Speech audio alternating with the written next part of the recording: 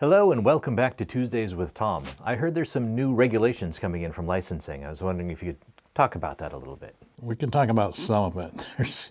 There's a lot of new regulations just came out, and this is for the RCFEs mainly. It is in Title 22, so if you don't have an updated version of Title 22, you want to get that. I think there's like 20 pages that have been changed. But the PIN 2409 ASC, so it's the last PIN of last year.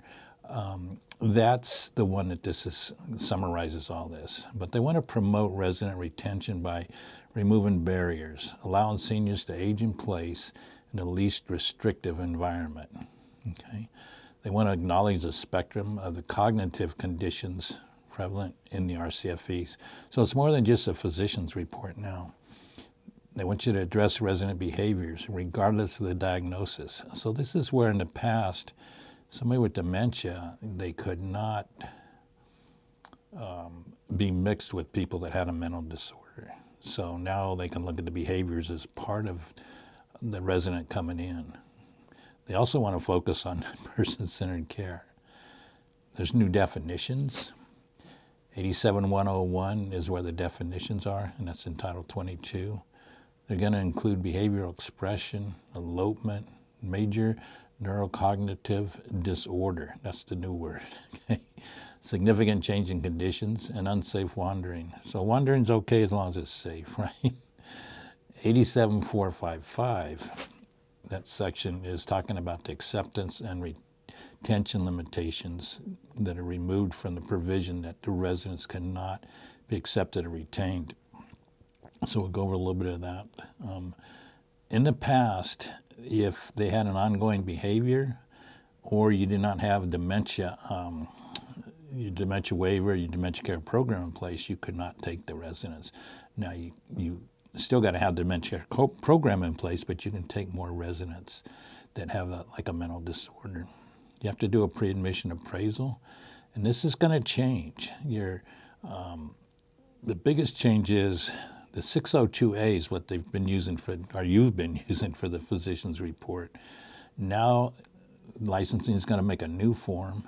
It's going to be more extensive. But in the meantime, you have to have an addendum. So there's a 602A addendum, which is, the residents, it kind of, I don't know how to say this, it kind of lets them have more access to items that maybe in the past that would be dangerous. So they want the physician or the medical professional to assess the residents and see what they can be around, what they can have, maybe some cleaning chemicals, but anything in the past, it's going to be reassessed. They have to have a medical assessment done yearly. Okay? Now that's all residents, not just your dementia residents.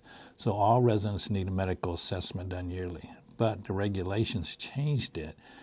So now the new medical assessment is going to include cognitive conditions, besides just medical.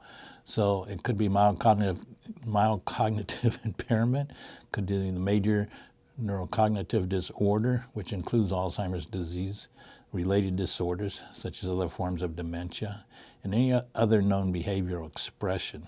So it's a lot broader. The medical assessments themselves, they must be signed by a licensed medical professional, i.e., could be a physician, it could be a nurse practitioner, it could be a physician's assistant. It's more than just a doctor now, where in the past that was very confusing. It was only allowed to have a doctor do the initial 602A. And now the reappraisals, and this is for every resident. I want to be clear on that. It's not just your dementia residents now. So at least once a year, or if there's a major change in condition, you have to do a reappraisal now. Okay, and again, this can be done by a medical professional, not just a doctor. And it doesn't have to be on the 602A right now. You can have your own reappraisal forms. Again, the reappraisals, they're supposed to be done yearly, and that's for all of your residents, okay, not just the ones with dementia now. But they can refuse, okay, but you got to document it if they're going to refuse. And we've made forms up for these if you want to look at them before the licensing comes out with the new forms. But the First one is the addendum to the 602A. Okay, so it's an addition to the physician's report. It talks about cognitive situations. And then the medical assessment for all the residents yearly, we have a form for that. It doesn't have to be the 602A, it can just be a summary. So it's a pretty cool form we put together for that. And then the third form that you gotta have is the right to refuse. Okay, it's just a one-page document, put the resident's name on it and have the resident sign it. And it's for any major change in conditions or the yearly assessment. So if they're not going to the doctor at least once a year and filling out a medical assessment or the 602A, then have them sign the form they're refusing. And that's part of the new regulations. And one other thing, if you purchased our Dementia Care program that had been updated last month, it's about a 20-page form that you could turn into licensing.